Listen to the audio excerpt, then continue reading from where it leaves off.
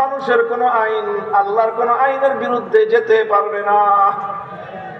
মানুষ যদি আল্লাহর আইনের বিরুদ্ধে আইন করে তাহলে সে আল্লাহর ক্ষমতা নিজের হাতে তুলে নিল। কারণ আল্লাহর আইনের বিরুদ্ধে আইন করার অধিকার কারো নাই। অন্য যে আল্লাহর আইনের বিরুদ্ধে আইন করলো সে সরাসরি আল্লাহর সঙ্গে টক্কর দিল।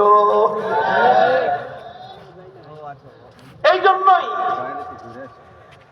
ইবাদতের মালিক যেমন একমাত্র আল্লাহ, আল্লাহকে বাদ দিয়ে অন্য কারো ইবাদত করা হলে তাকে বলা হয় যেমন তাগুত। ঠিক তদ্রূপ আইন তৈরি করবার অধিকার একমাত্র আল্লাহর। আল্লাহর আইনের বিরুদ্ধে যদি অন্য কেউ আইন করে তাহলে তাকেও বলা হয় তাগুত। এখন সে যে হোক না কেন, আল্লাহর আইনের বিরুদ্ধে যদি কোন রাজা বাদশা আইন করে সেই রাজা বাদশাকে বলা হবে তাগুত।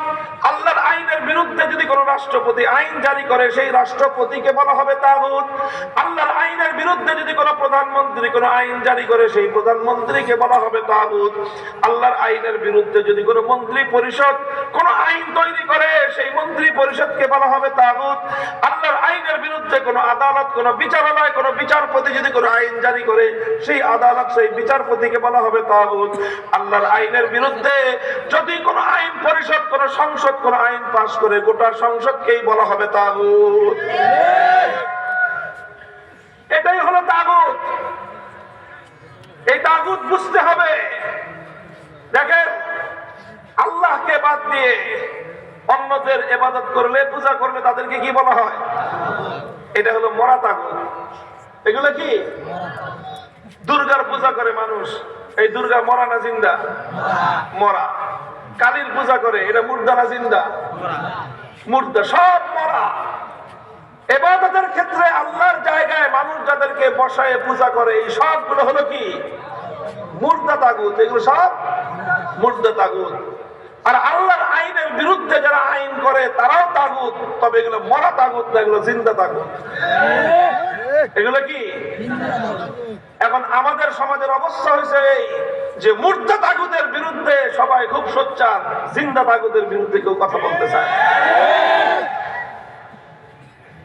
ভাই, ঈমান মজবুত করো। খালি মরা তাগুত না, জিন্দা তাগুতদের বিরুদ্ধে কথা বলতে হবে। মুর্দা তাগুতদের বিরুদ্ধে নয়, জিন্দা তাগুতদের বিরুদ্ধে লড়াই করতে হবে। মুর্দা তাগুত নয়, মুসলিম সমাজ থেকে সমস্ত জিন্দা তাগুতদেরকে উৎখাত করতে হবে। আল্লাহ পাক বুঝবার তৌফিক দান করেন। মুহতারাম হাজিরিন, সুতরাং আল্লাহকে বাদ দিয়ে অন্য কোন গায়রুল্লাহর ইবাদত করলে সেই গায়রুল্লাহকে বলা হয় তাগুত। যারা তাগুতের পূজা করে তাদেরকে বলা হয় মুশরিক। কি বলেন? যারা তাগুতের পূজা করে তাদেরকে কি বলা হয়? দুর্গা একটা তাগুত। দুর্গার পূজারীদেরকে কি বলা হয় ইসলামে? মুশরিক বলা হয়। লাত, মানাত, উজ্জা, হুবাল এগুলো হলো সব তাগুত। এই তাগুতদেরকে যারা পূজা করতো তাদেরকে বলা হতো মুশরিক। আর যেমন দুর্গা, কালী, সরস্বতী এই সমস্ত দেবদেবী এই সমস্ত মূর্তির পূজা যারা করে তাদেরকে বলা হয় মুশরিক।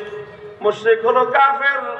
আল্লাহর কোরআন বলেছে, ইন্নাল্লাহা লা ইয়াগফিরু আন ইউশরাকা বিহি ওয়া ইয়াগফিরু মা দুনা যালিকা লিমান ইয়াশা।